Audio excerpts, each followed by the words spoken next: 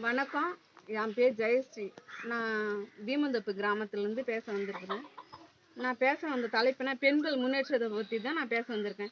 பெண்கள் முன்னேற்றத்தை பற்றி பேசுறது எனக்கு ரொம்ப மகிழ்ச்சியாக இருக்குது. ஏன்னா இப்போ எங்கள் ஊரில் சுத்தமாக பெண்கள் வெளியவே போக மாட்டாங்க சுத்தமாக. ஏன்னா எந்த ஒரு வசதியும் இல்லை. ரொம்ப குக்கிராமம் இது. ஒரு சின்ன கிராமம் தான் இது. எந்த வசதியும் கிடையாது. பெண்கள் படிக்க மாட்டாங்க, வீட்டிலே இருப்பாங்க, வேலைக்கு போக மாட்டாங்க. எந்த ஒரு முன்னேற்றமும் கிடையாது பெண்களுக்கு எங்கள் ஊரில். அப்போ தான் ஐஆர்சிடிஎஸ்லேருந்து வந்தாங்க. அவங்க என்ன சொன்னாங்கன்னா, இதுமாரி நாங்கள் ட்ரஸ்ட்டு ஆரம்பிச்சிருக்கோம், நீங்கள் அதில் ஜாயின் பண்ணுங்க அப்படின்னு சொல்லிட்டு சொன்னாங்க. சரி, நான் எங்கேயும் போனது கிடையாது. சரி போய் தான் பார்ப்பேன்னு சொல்லிட்டு நான் வந்தேன். ட்ரஸ்ட்டில் சேர்ந்தேன். அப்போது சொன்னாங்க, உங்களுக்கு மீட்டிங் வச்சுருக்கோம் வாங்கன்னு சொன்னாங்க. சரி போய் பார்க்கலாம் அந்த மீட்டிங்னு சொல்லிட்டு நான் போனேன். அப்போ தான் தெரிஞ்சுது பெண்கள்னா எப்படி இருக்கணும், பெண் குழந்தைங்களை எப்படி பாதுகாக்கணும், பெண்கள் உரிமையை பற்றி தெரிஞ்சுக்கினேன். பெண்கள் எப்படி படிக்க வைக்கணும், அதுக்கப்புறம் பெண்கள் வெளியே கொண்டு வரணும், மேலும் வளரணும், அதை பற்றி தெரிஞ்சுக்கினேன். அதுக்கப்புறம் பெண்கள் பாதுகாப்பாக வளர்க்கறதை பற்றி தெரிஞ்சுக்கினேன். இதெல்லாம் தெரிஞ்சுக்கினேன் பெண்களை பற்றி. சரி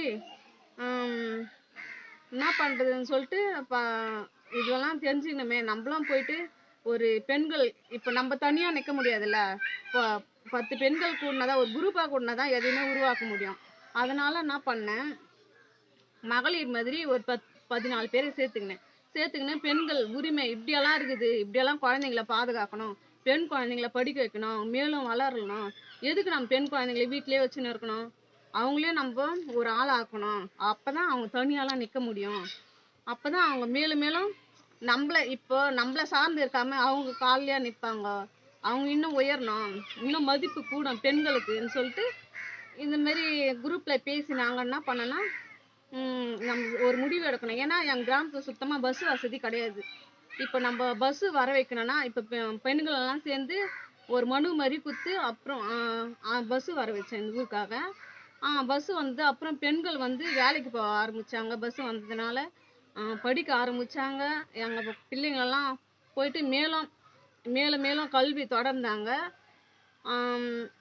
எல்லாம் கற்றுக்கினாங்க பெண்கள் வெளியே போயிட்டு. அதுக்கப்புறம் இப்போ நான் என்ன கற்றுக்கிட்டேன்னா, இப்போ நானாக ஒரு தன்னிச்சையாக நம்ம முன்னேறி காட்டணும்னு சொல்லிட்டு நான் என்ன பண்ணேன், சொந்தமாக இப்போ நம்ம வீட்டுக்காரை நம்பி இருக்கக்கூடாது, நம்மளா சுயமாக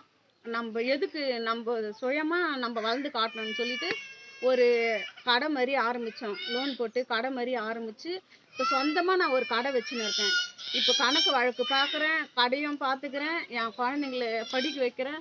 நான் எல்லாமே பண்ணுறேன். ஒரு பெண்ணை தன்னிச்சையாக நின்று நான் சாதிக்கணும், நம்ம வெளியே காட்டணும் அப்படின்னு சொல்லிட்டு நான் எல்லாத்தையும் தன்னிச்சையாக நின்று இப்போ இந்த அளவுக்கு வந்திருக்கிறேன்னா இதுக்கு காரணமே ஐஆர்சிடிஎஸ் தான். நான் எங்கேயுமே போனது கிடையாது. அவங்க மூலியமா போய் தெரிஞ்சுக்கிட்டு அவங்க கொடுத்த அவேர்னஸ்னால தான் நான் இந்த அளவுக்கு வளர்ந்துக்கிறேன்னா எனக்கு ரொம்ப மகிழ்ச்சியாக இருக்குது. என்னை போல் எல்லா பெண்களும் வெளியே வரணும், வெளியே அவங்க என்ன மாதிரி தன்னிச்சையாக நின்று சாதிக்கணுன்றது என்னுடைய குறிக்கோள்னு சொல்கிறேன். அனைவருக்கும் இனிய மகளிர் தின நல்வாழ்த்துக்கள்.